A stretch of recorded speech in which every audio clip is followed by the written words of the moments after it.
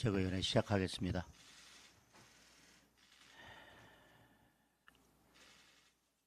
미국에 구금된 우리 근로자들에 대한 석방 협상이 진행되고 있습니다.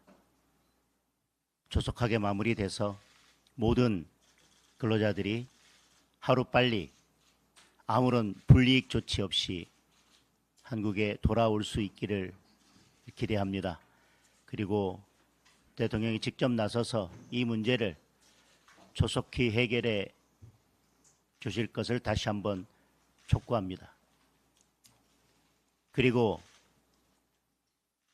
이 문제를 단순히 법적 문제나 해당 기업의 문제로 돌리는 것은 결국 이 문제에 대한 근본적인 해결이 되지 않을 것입니다.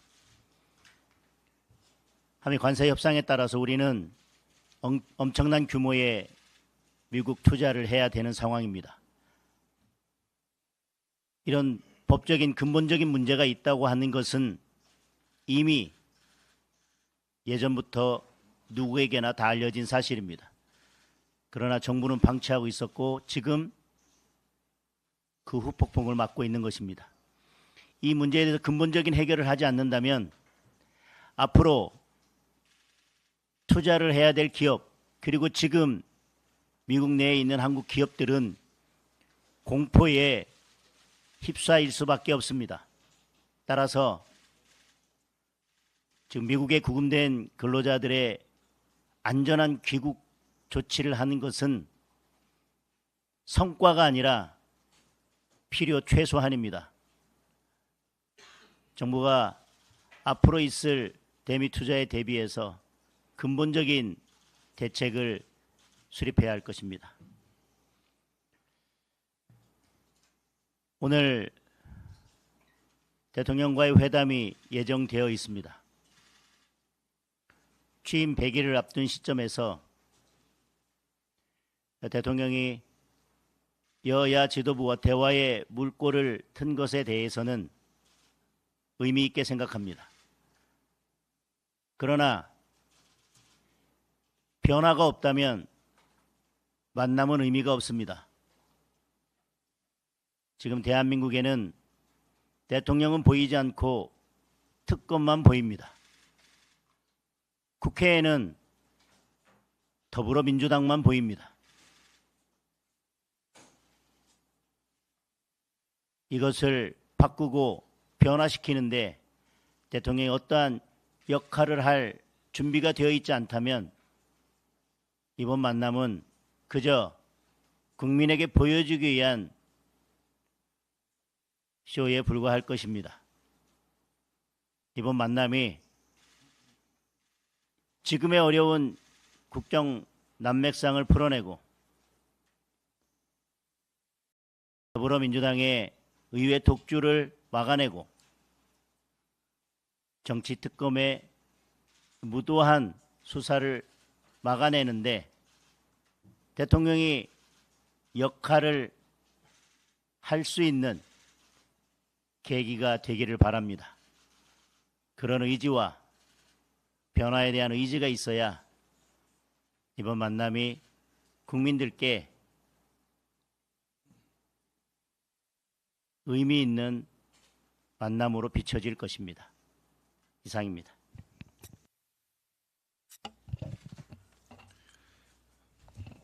지난주에 인사청문회를 했던 최교진 후보자, 이혁은 후보자, 주병기 후보자 세 분은 범죄의 달인 사명자라 해도 과언이 아니었습니다.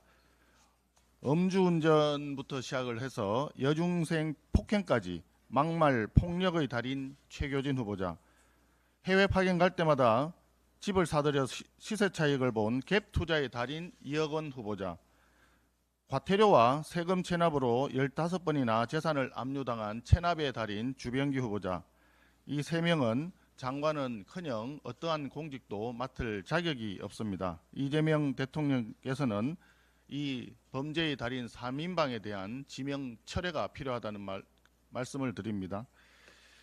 이재명 정부 정부조직 개편안이 발표가 되었습니다. 대단히 걱정입니다. 한마디로 정부조직 개편이 아니라 정부조직 파괴인 것 같습니다. 가장 큰 걱정은 무엇보다도 역시 검찰 해체입니다. 취임 100일 만에 이재명 대통령의 레임덕이 시작된 거 아닌가 걱정입니다. 대통령이 충분한 공론화를 당부를 했고 정성호 법무부 장관은 국민의 불편을 최소화하는 정밀한 개혁을 주장을 했었습니다. 그런데 더불어민주당 정청래 대표가 이에 아랑곳하지 않고 뜻을 관철시킨 모양새입니다. 이제 여의도 대통령은 명실상부하게 정청래 대표인가 봅니다. 검찰청을 해체해서 두 개의 조직으로 쪼개는 것도 모자라서 보완 수사권마저 빼앗겠다고 합니다. 지금 특검과 공수처는 수사권과 기소권을 다 틀어쥐고 칼춤을 추고 있는데 검찰만 이를 쪼개겠다고 하는 것은 그동안 더불어민주당 진영에 속한 사람들을 수사해온 검찰에 대한 정치 보복으로 보입니다. 더군다나 행안부가 경찰, 국수본에 이어 중수청까지 모두 장악하게 되면 그야말로 괴물부처가 될 것입니다. 검찰 해체뿐 아닙니다. 이제 원전 해체도 시도하고 있습니다. 원전 산업에서 원전 건설과 운영 관련 부분을 떼내어서 환경부로 이관한다고 합니다. 원전 생태계를 붕괴시킨 문재인 정권에 이은 탈원전 시즌2로 읽힙니다. 여성가족부는 남녀 간의 양성평등이 아니라 성소수자를 포함하는 성평등 가족부로 만든다고 합니다. 헌법 질서에 대한 정면 도전입니다. 젠더 갈등의 온상이었던 여가부가 지금보다 훨씬 더 큰 사회적 갈등과 혼란의 원흉이 될까 걱정이 됩니다. 방송통신위원회를 폐지하고 새로운 조직을 신설하겠다는 것은 이진숙 위원장 단 한 사람을 내쫓기 위해서 법과 정부 조직을 뜯어고치겠다는 시도입니다. 그동안 위인 설과는 수없이 봐왔지만 위인 폐과는 금시초문입니다. 기재부에서 예산 기능을 떼내어서 기획예산처를 만들어 총리실로 이관한다고 합니다. 결과적으로 대통령실이 예산권을 장악하겠다는 의도로 읽힙니다. 그동안 확장 재정 기조에 대해서 기재부가 반대를 해왔고 사사건건 제동을 거는 데 대해서 누적된 더불어민주당의 불만이 결과적으로 조직이 분리되는 단초를 제공한 듯 보입니다. 이렇게 여기저기 쪼개고 부수고 덧붙이는 정부 조직 개편안은 행정부와 헌정 질서에 대한 무절제한 생체 실험이라 할 것입니다. 정부 조직뿐만이 아닙니다. 특검의 수사 기한이 종료되어도 수사를 국수본에 넘겨서 특검이 국수본을 지휘하게 하는 사실상 항구적인 특검 체제를 구축하겠다고 합니다.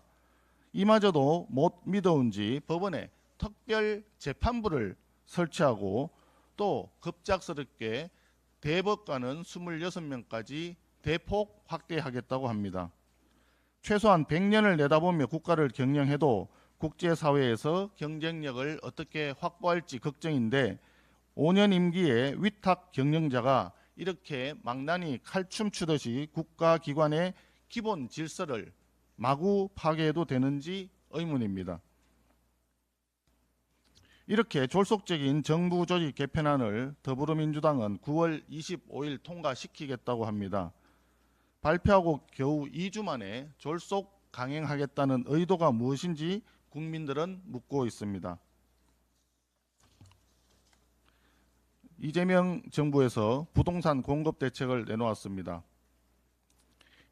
향후 5년간 LH를 중심으로 135만 호 공급을 약속을 했지만 부동산 침체의 본질은 고금리, 고임금에 따른 고비용 구조와 함께 대출 규제 등으로 인한 공급 장애에 있습니다. 무엇보다 원하는 곳에 원하는 방식으로 공급한다는 시장 원리가 배제되어 있습니다. 이런 구조를 외면한 채 LH를 앞세워 공공주택 위주로 공급을 떠맡기게 되면 부실로 이어지고 국민 부담만 키울 수 있습니다. 더 큰 문제는 이재명 정권이 지난 100일간 건설 산업을 무분별하게 압박해 왔다는 점입니다. 이재명 대통령이 건설 산업의 안전 사고와 관련해서 기업 오너의 책임까지 직접 언급하고 주가를 낮추겠다는 이야기까지 했습니다. 업계는 정치적 압박에 매우 위축되어 있습니다.